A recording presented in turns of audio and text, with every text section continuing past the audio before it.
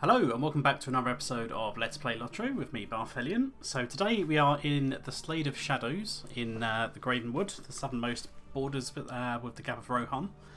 And we've got various quests that we need to do as part of our Rapper quest. So we need to kill Drugavar, so the demon goats, kill Elhudan, the lighty things. We need to examine 4 cauldrons that are all going to be around this big tree over to the south, and defeat Kufrau, the nasty spirit guys. So there are going to be quite a lot of orcs around as well, but we don't actually need to fight those guys. And we have now discovered the Slade of Shadows for our Explorer of the Gravenwood deed. So let's just try and grab a few guys to one spot. There we go, right. The shadow in the east fall upon you. Fall into shadow. Hello, a third light's appeared. And a fourth light. Okay. I'm not sure if the light spawned other lights or whether just random things appeared, but I'll take it. So kill this guy who is incessantly screaming fall into shadows. If when he dies, there we go. So we need 10 of them. A couple of goats over here. Grab you. Now there is going to be 3 entrances near the tree, which are going to be where the crest rings are on our tracker. And there's going to be some little pedestals along each approach into the kind of like the ritual area, which we need to interact with, and they can be a little bit hard to spot if I remember correctly. I don't think they actually have any floating names, so we'll see. Yeah, as we approach, there's kind of like these 3 big trees. And there's obviously 3 gaps in between all of the trees. Oh, look at all these goats. It's glorious. Collect all the goats. There's a 5th one down here as well. I don't know if 5 might be ambitious. There we go. The top of this altar bears the mark of the ox. It's this little pedestal there. I think I probably want to invoke a stun here. Even though there's only one of them left to be stunned now, but whatever. Still counts. So yeah, we're looking for that. The cauldron is obviously what's in the middle here, which is smoking away. Investigate that. Second altar is there, but it's struggling to catch up with the amount of Drugavar that I've killed recently. So The hand is but a tool for the eye. So in other words, yeah, Saruman is Sauron's bitch. Is basically what he's saying. Come on, Pew. Didn't want to die. Thought a bleed would have killed him off. Loot this corpse just because it's here. So now we need the 3rd altar, which is over on the other side here. We still need you, I think. Yeah, we still need Kufrau. There we go. The top of this altar bears the mark of the stag. So we have the ox, the stag, and... or was it the 3rd one? Which, curiously, matches those tokens that we found earlier. So yes, it does seem very suspicious that this area could be related to Gwyllion, the Old Woman of the Mountain. Okay. Your spirit shall wither before the eye. So he's a servant of Sauron. Another Kufrau. So there will be quite a few of them around. You should have enough as long as you're not fighting for other people to kill these guys. Grab that. Grab you. I'll probably grab you without going too far. And this one over here. There we go. AoE. So obviously this would take a lot longer if I was stuck doing single target damage as well. So it's not too bad. Yeah, one of the things that we haven't had a look at yet, which maybe we should start having a look at, is the other champion trait trees. Which I've kind of gone through the yellow one. Oh, sugar. Damn it. I don't know why I said to myself saying sugar. But whatever. Not paying attention to my own health bars. But yeah, we've covered the yellow tree, which is like the champion's main tree, AoE damage. But we should probably have a look at the other 2 trees as well. Since we're killing a lot of random stuff, now's probably a good time as any.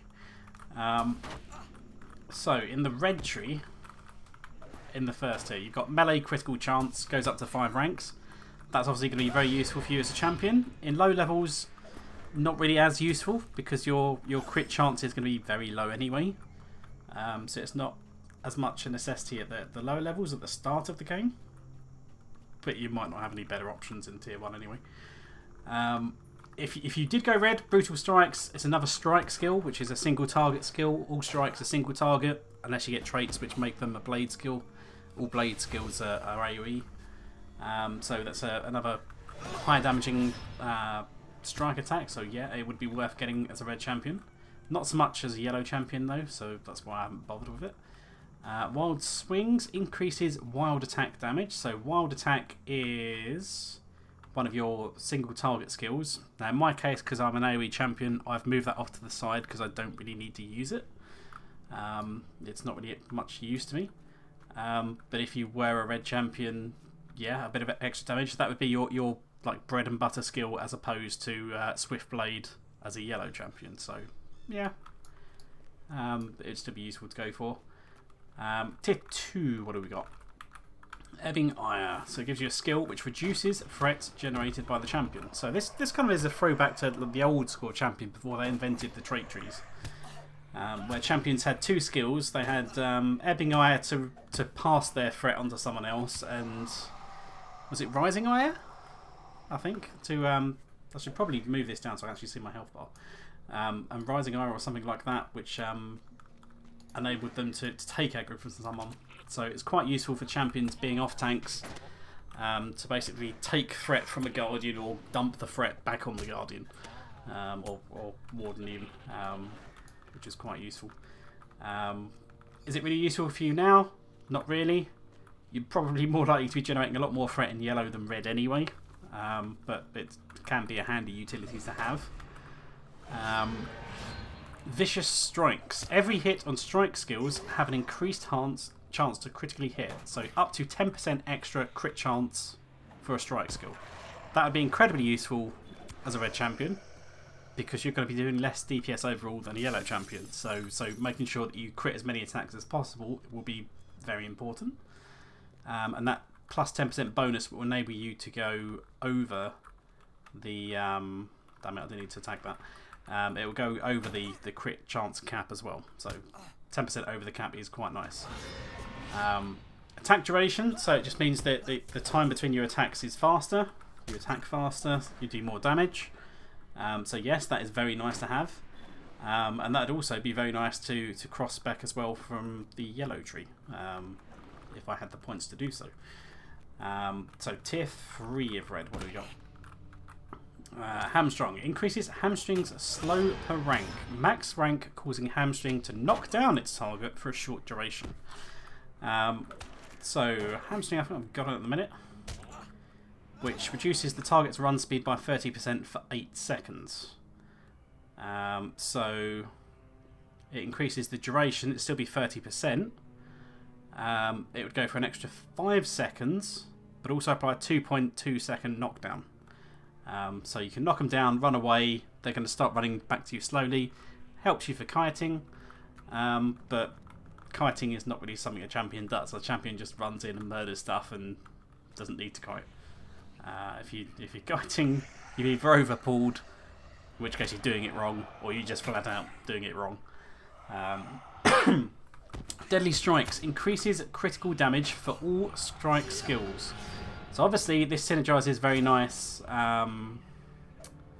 with Vicious Strike, so you have more chance to crit, and then obviously this is related trait as well. You then have more damage for when you do the crit. So yes, this is very nice. But again, it's only really useful for the red trees. It's not worth getting this for the yellow tree, because the yellow tree you will be doing blade skills, not strike skills, and it applies to strike skills only. And then the last one, Strong Arm Swings. Every hit on strike skills deals additional damage. So this is just flat damage on top of your base damage, regardless of the crit. So you get an extra 2, 4, 6, 8, 10%. Again, as a red champion, very nice. Not really any need to spec it really from a yellow champion though. We need that Duke of Art. 4th tier. Ferocious Strikes. This attack can only be evaded. It will never miss, be parried by or blocked by an on-level opponent. So if you're using it against a really high-level mob, it's still going to miss completely because of the deflection.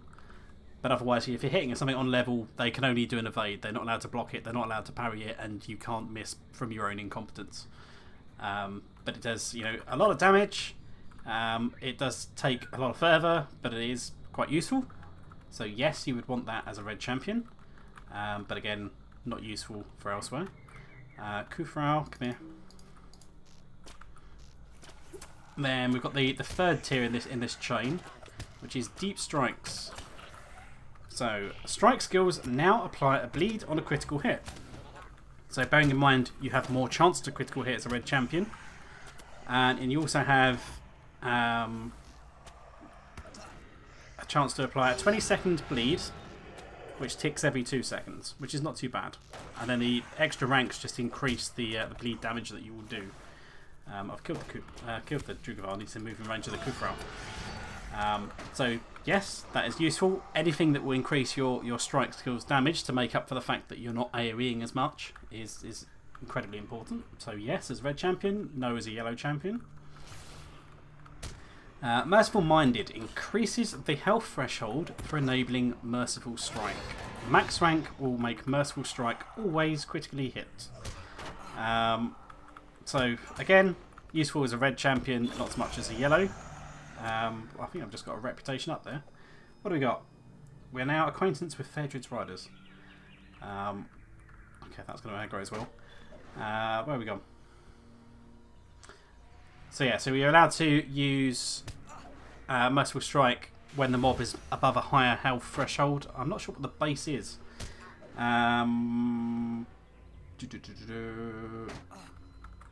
I can only use it at the moment when they're below 20% health. As like a big finishing move kind of thing. So it increases up plus 15, which makes it 35, and then plus 30, which might make it 65. No, it doesn't stack. So it'll be plus 50% health. So as long as they're below half health, you can use it. So yeah, as a red champion, useful. You've got another high damaging skill that you can use more often. But a yellow champion wouldn't be using that. Controlled Burn. I don't know why I'm fighting this guy. I need to go back to Anger Drag. Briefly increases damage, power regen, and attack speed. So you don't really care too much about the power regen. But the fact that it will give you plus 15% melee damage and a plus 5% attack speed bonus, because faster attacks mean you do more damage per second. So effectively it's a backdoor damage increase. So yeah, it enables you to do more damage over a 30-second period, and it also will add some further pips every now and then over that 30 seconds. So yes, it is incredibly useful, and that would also be useful for a yellow champion, but it's it's on tier 5. You're probably going to struggle getting that deep. There's more useful things elsewhere than trying to kind of navigate down the red tree to get that far. What business have you with the Great Company? With what you discovered in the Slade of Shadows, I think I know how to ensnare Gwyllion. We shall be revealed, but I think the risk is worth the gain. So what have we got? We've got some clan weave leggings. So let's just equip a vest so we can see. So it's kind of like a runekeeper-y leggings. We've got some runes written on the front there. And on the sides. So, might make a nice runekeeper robe.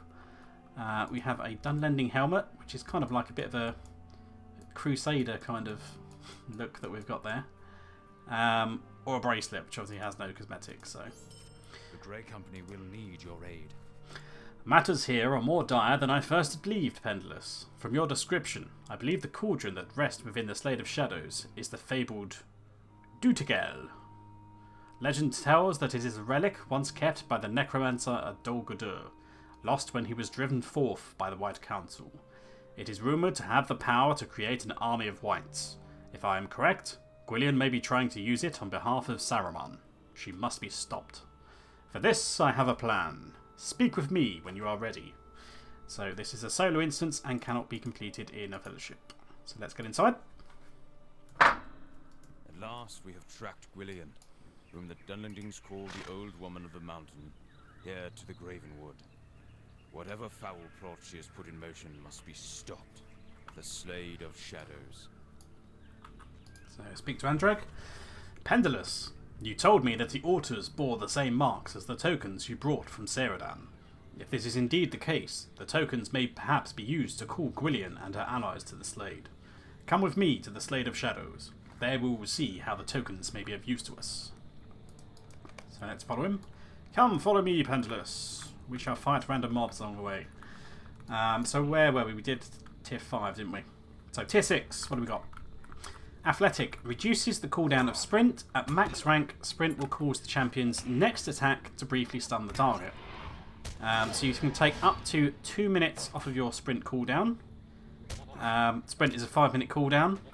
So you can basically run really fast at something and then knock it to the floor for a second. That's probably not really too much use in PvE. PvP's probably where that might be a bit more useful. Just run, catch something, knock it down, let your friends come and you know, just zerg the guy. So I probably wouldn't waste the points on that one myself. Then we've got Killing Spree. Killing an enemy grants a portion of the champion's maximum morale. After every kill, apply to yourself. Restore 5% max morale. And at rank 2 and rank 3, it's 7% and 10% of max morale. So this applies on every kill. And to my knowledge, there is no cooldown on this effect. I might be wrong. It isn't this one anyway. But that obviously is quite strong. Bear in mind, unlike an AoE champion who's going to be killing stuff pretty quickly, you're going to be focusing one mob at a time. But you should be able to delete each mob in turn very, very quickly. So, you know, you should be able to top up your health quite efficiently using that. So yes, that is a very nice thing to have. Andreg's just stopped over here on the left to give us time to catch up. So tier 7 quickly then.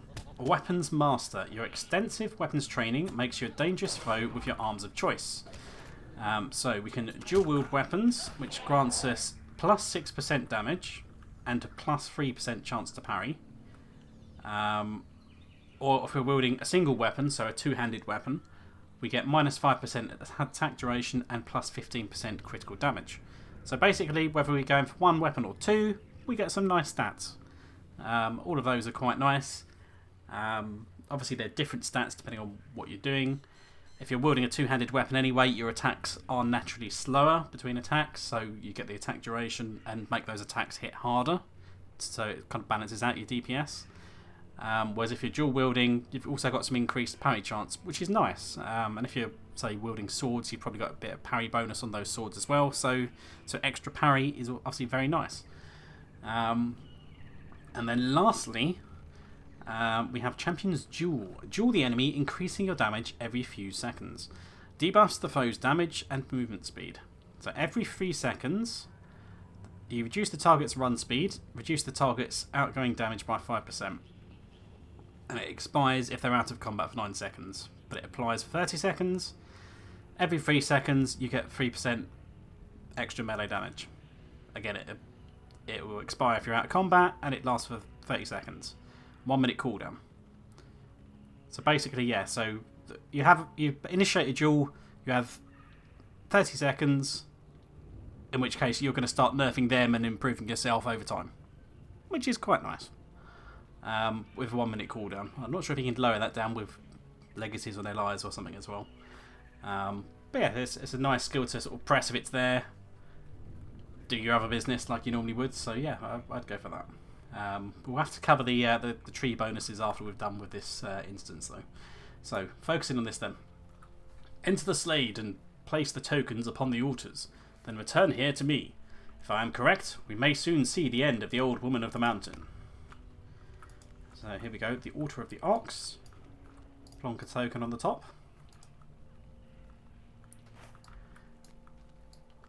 We're going to have some mobs randomly around as well, so I'm going to murder them quick.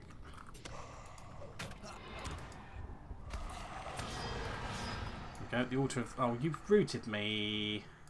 No, you're not rooting me, there we go. We'll break free of a root. Altar of the Stag. And then the third token, the Altar of the Goat. Which is conveniently guarded by a goat himself. For a brief period of time, anyway. Go on, die, sir. There we go. So, third token. There we go. Now we need to talk to Andreg. Bear in mind, we have to protect him. Andreg must not be defeated. So he's over here, hiding in the bushes. Okay, so let's sit over here, hide in the bush. Let us see if my plan will bear fruit. So we have to hide behind the bushes and see what happens. There we go. There's an old lady called Dulhis wandering in. Obviously our eyesight is not very good, otherwise she should probably be able to see us. But further down we can see there's people talking. Gwyllion says, "Who summons forth the Tribunal of Shadows?" Fionn says, "What is the meaning of this?" And Dulhis is still kind of hobbling in.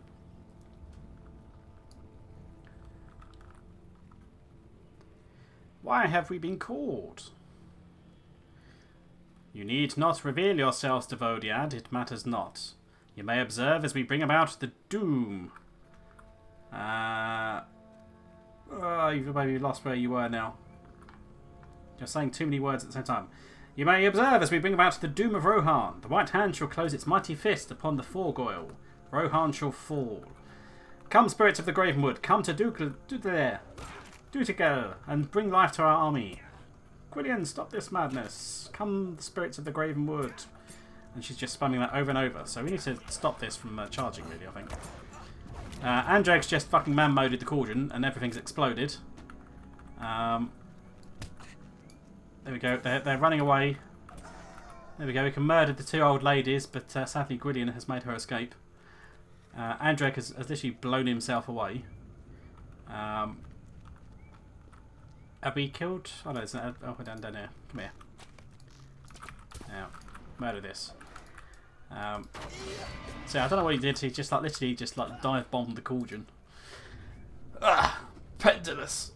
When Gwyllion said what she did about the living, it reminded me of the rest of the legend. The Dutikel's weakness is the living spirit, the gift of life. It has ended the darkness. Collect the tokens of the Gurak from the altars, then return to me while I still have breath.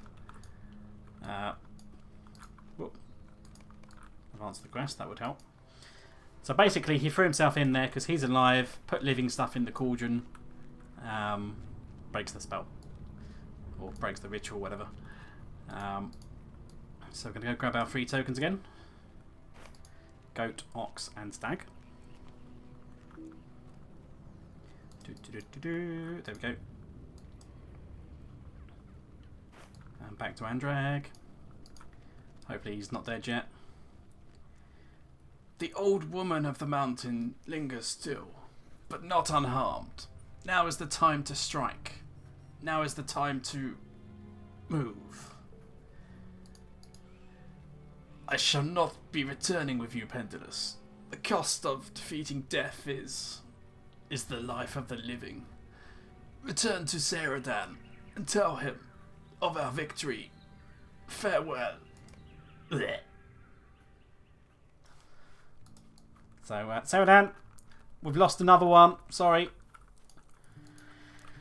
Greetings. Alas, Andreg was a good friend and a stout companion. He will be remembered for his sacrifice. Gwyllion has much to answer for. It is a pity that she escaped. At least her allies from the Ox and Stag clans will be of no further trouble. Nevertheless, we will renew our efforts to find the old woman of the mountain and bring her to justice. Thank you for returning these tokens. I may yet have a use for them. So we have a hat, which is kind of like a wizard's hat which is flopped over. We have a hallbook, which is quite a nice one. It's probably one of the nicer ones we've seen so far. How does it die? Chest, make it red. There we go. So most of it will die, but you've still got the white trim and the brown belty bits, the straps.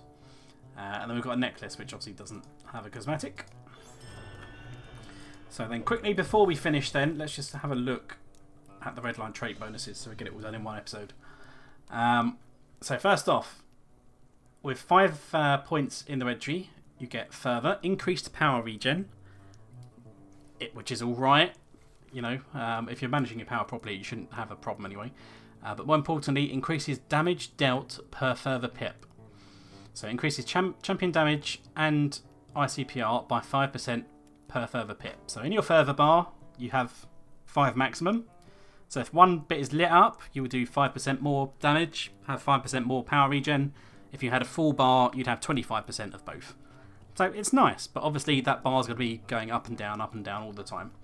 But for the skills that consume 5 further, an extra 25%, yes please. You can't argue with that. If you have 10 points in the red tree, you get Precise Strikes. Hits with any strike skill decrease the champion's attack duration. In addition, critical strikes generate an additional point of fervor. Bear in mind, traits in the tree mean you are more likely to crit. You have more crit chance. These effects have a chance to be triggered per hit of a skill. So on every strike skill, which is basically all the damage skills you'll be using as red champion, if you critical hit, you get +1 fervor. And on every hit, you'll get a -3% attack duration, which stacks up to 5 times. So you'll have potentially a maximum of -15% attack duration with an 8-second timer until it expires. So yeah, that's very nice. Tier 3, you need 15 points in the red tree. Emboldened Blades increase. Increases the critical damage of Remorseless Strike by 10% per stack. So strike skills have a 100% chance to grant +5% Remorseless Strike crit chance and +10% Remorseless Strike crit damage. So that will stack up quite nicely, up to 5 times. So you get up to 25% critical chance and 50% crit damage, which is nice. So you'll be spamming that every time you can, the Remorseless Strike.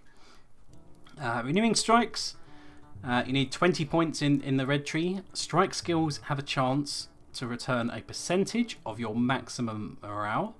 This effect has a chance to be triggered per hit of a skill. So on every strike skill, there is a 15% chance to restore 3% of your maximum morale. Bear in mind, you've also got a restore from killing mobs as well. Now you've got a more or less 1 in 6.5 chance of restoring 3% of maximum morale. So anything that helps top up your health is quite nice. Tier 5, you need 25 points in your red tree. Red Haze, killing an enemy restores full fervor. So after every kill, your fervor bar gets charged up to 5. So basically you can kill something and then use one of your immediately high damage skills on the next mob that's alive. Something that consumes 5 fervor.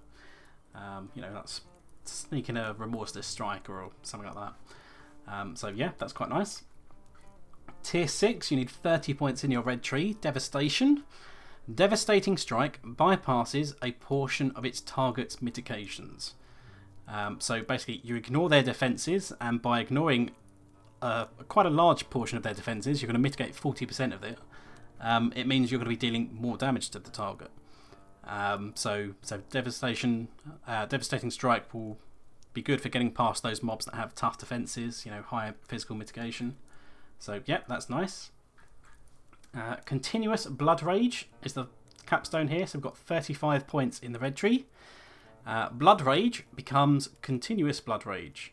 In addition to breaking the champion out of all combat states, it provides immunity to combat states, so you can't be put into any kind of combat state again.